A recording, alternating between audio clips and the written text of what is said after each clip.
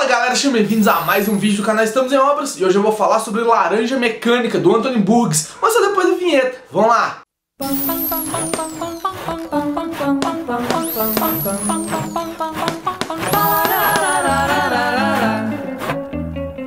Laranja Mecânica foi escrito em 1961 e publicado em 1962 em meio a uma crise pessoal do autor, do Anthony Burgess. Ele tinha recebido um diagnóstico dos médicos que ele estava com um tumor cerebral e que ia morrer em breve. Então ele decidiu escrever vários livros para deixar para a família dele poder vender. Laranja Mecânica foi um desses vários livros que ele escreveu no caminho e desde então o livro nunca mais deixou de ser reimpresso. A história se passa num futuro distópico em que o governo usa a força bruta para poder controlar a população. Na verdade, o governo não aparece tanto aqui na obra, nada tão explícito, mas a gente sabe que ele tá lá. A gente vê todo o aparato dele funcionando, mas em nenhum momento o governo mesmo aparece aqui. O personagem principal é o Alex, um adolescente de 15, 16 anos que sai pelas ruas praticando a famosa ultraviolência. Ultraviolência, como o próprio nome diz, é uma violência levada a extremos. E é ela que é um dos pontos principais desse livro, tanto no início quanto no final dele. Até porque o livro é dividido em 3 partes. Na primeira parte a gente acompanha o Alex e a gangue de drugs dele andando pela cidade, praticando essa outra violência, fazendo muito mal a acadêmicos, a velhos, a mendigos, a mulheres. E não são coisas leves que eles praticam aqui nesse início. Além de agressão, tem invasão a domicílio e cenas de estupro, inclusive cenas de estupro com meninas de 11 anos. Então é muito tenso essa primeira parte e mostra muito bem os horrores que o Alex e a gangue dele praticavam, sempre tentando fugir da polícia, tentando enfrentar os mais fracos sempre, tudo com a justificativa de ser uma coisa juvenil, eles correndo pelas ruas, enfrentando o mal, tomando drogas e tal. Então é muito bem descrito essa primeira parte, sempre mostrando os horrores. Na segunda é que a gente entra na grande discussão do livro em si, que o Alex é traído pelos drugs dele, vai preso e na prisão ele recebe a proposta de fazer um tratamento inovador para parar de agredir as pessoas, que é o tratamento Ludovico. A ideia desse tratamento é meio que fazer uma lavagem cerebral no Alex para ele não poder mais cometer a outra violência e com isso ele poderia sair da cadeia em 15 dias. É lógico que ele, com o prognóstico de ficar lá muitos anos, acaba aceitando. A terceira parte é quando o Alex sai da cadeia e tem que enfrentar as consequências de ter passado pelo tratamento Ludovico. Ele tentando viver em sociedade e lutando contra os instintos mais básicos dele. E bom, esse livro tem 2 temas centrais aqui. Um deles que permeia toda a trama, que é o crescimento, a passagem pela adolescência, e o segundo deles que começa na segunda parte, que é a liberdade de escolha. Vamos começar com a parte do crescimento, que é a parte mais tranquila de ser discutida. Essa edição aqui é a edição comemorativa de 50 anos e tem os mesmos capítulos que tinha a edição britânica, porque a edição americana não tinha o último capítulo e a história terminava muito em aberto. O último capítulo desse livro aqui, e aqui não é nenhum spoiler porque não faz diferença nenhuma pra trama como um todo, o que importa é o que acontece até chegar lá. No último capítulo do livro, o Alex volta pras ruas e começa a praticar a outra violência de novo. Ele encontra uma nova gangue de amigos e começa a praticar coisas na rua, violência gratuita contra as pessoas. Só que ele começa a perceber que ele tá deslocado naquele lugar, que ele não se encaixa mais. Ele começa a ver os outros amigos dele começando a criar família, ter filhos, casar, e ele olha e pensa tipo,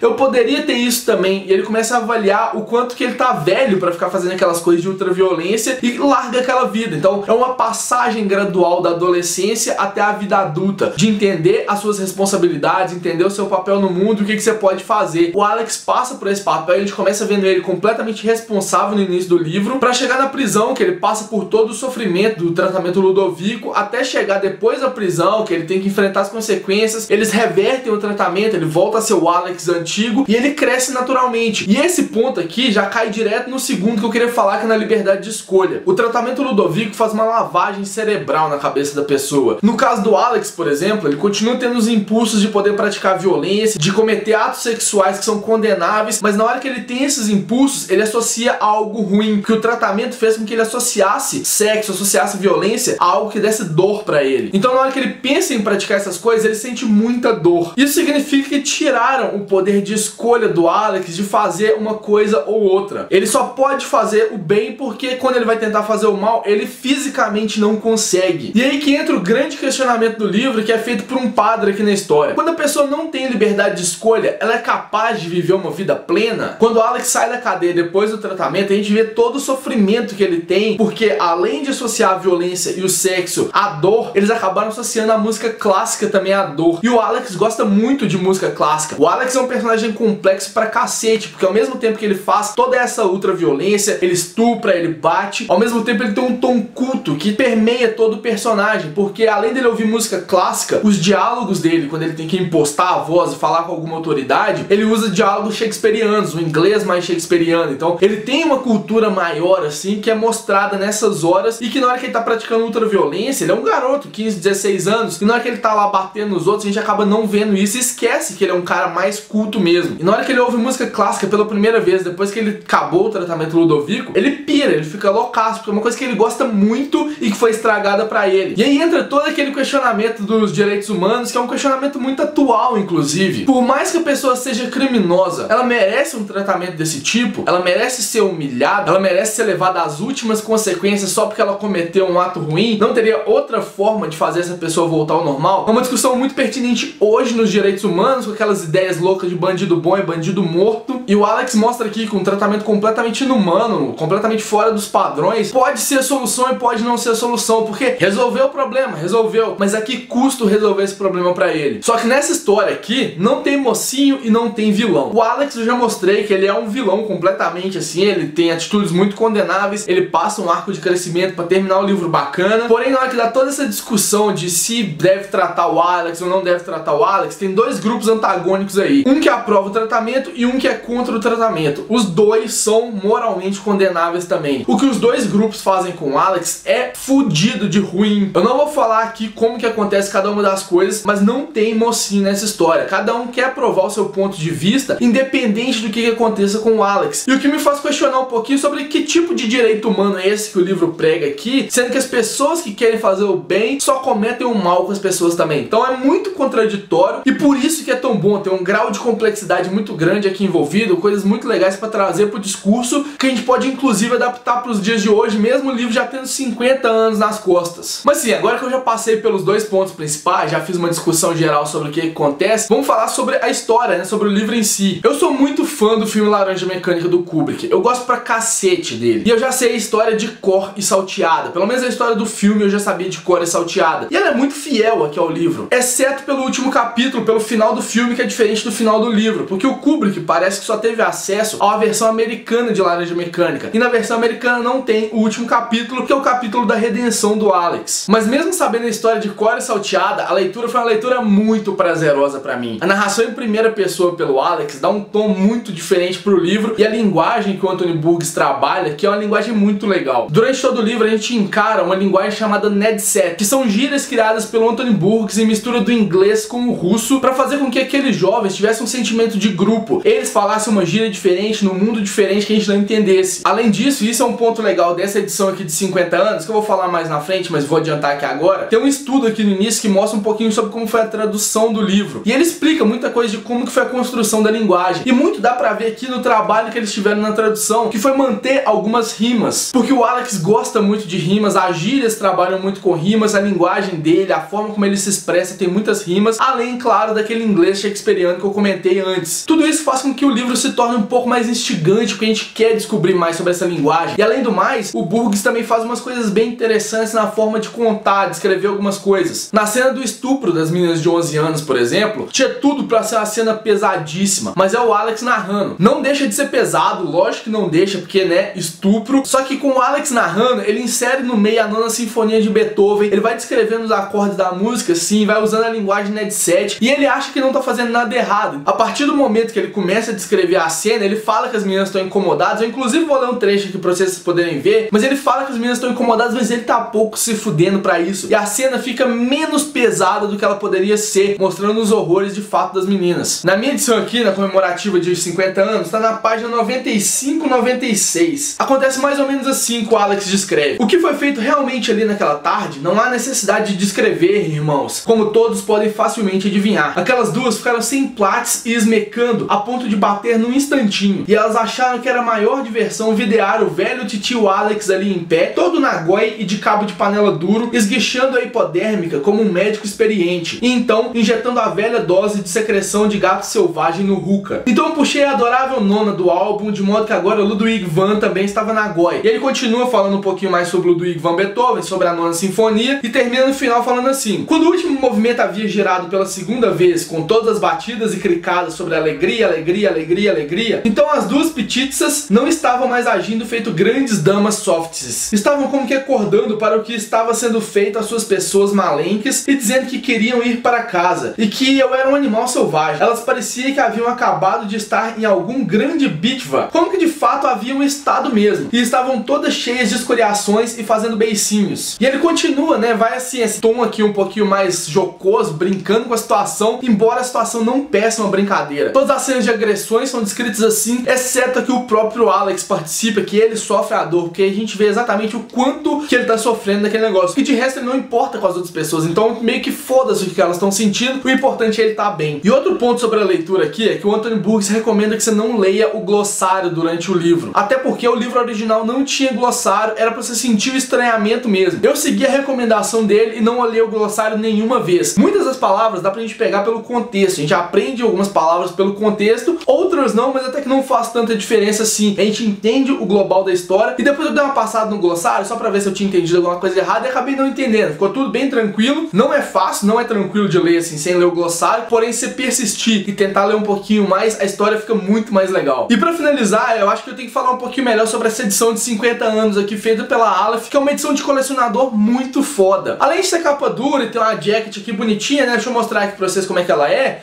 Essa edição tem vários estudos, vários textos do próprio Anthony Burgess falando sobre a obra, tendo um distanciamento histórico do que foi feito ali, ele discutindo um pouquinho mais sobre a obra. Ele fala sobre o filme do Kubrick aqui também. Então tem muita coisa interessante aqui que é mostrada nessa edição de 50 anos, que faz dela uma edição indispensável, uma edição de colecionador de fato. Além disso, essa é uma edição ilustrada. Eu vou procurar umas ilustrações aqui pra vocês poderem ver. Elas foram feitas por 3 ilustradores diferentes, um em cada parte do livro, aquelas 3 partes que eu descrevi no início. O primeiro deles, que é esse daqui, ó, é o Dave McKean, que é o responsável pelas capas do Sandman. Então ele tem um estilo completamente diferente aqui de todos os outros. Vocês vão ver que os 3 estilos são bem diferentes, mas o Dave McKean é bem característico dele também, que é bem próximo do que ele fazia nas capas do Sandman. O segundo, que eu vou procurar aqui pra vocês agora, é do Angeli, que é um autor nacional, né, que a gente é mais conhecido aqui, principalmente pelas tirinhas da Rebordosa, do Woodstock, do Escrotinho. Então tem várias coisas que é bem característico do trabalho dele, aqui também dá pra ver. E o terceiro era um artista que eu não conhecia, que é um artista argentino chamado Oscar Grillo, e eu achei pouca coisa sobre ele na internet, mas a ilustração dele é essa daqui, ó.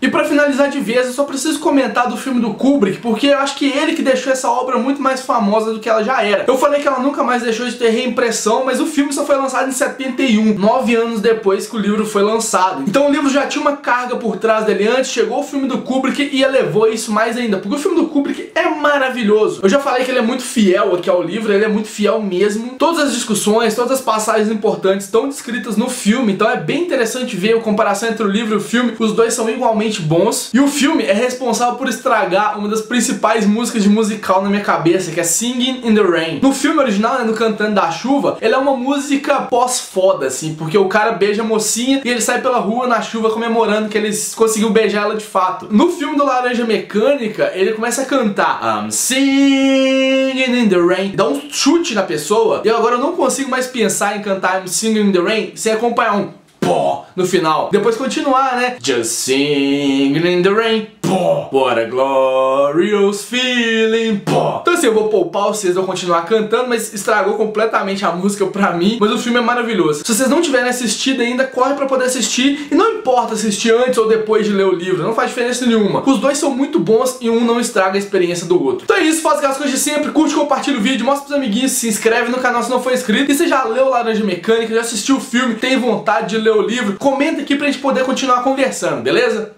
Um beijo e até o próximo vídeo.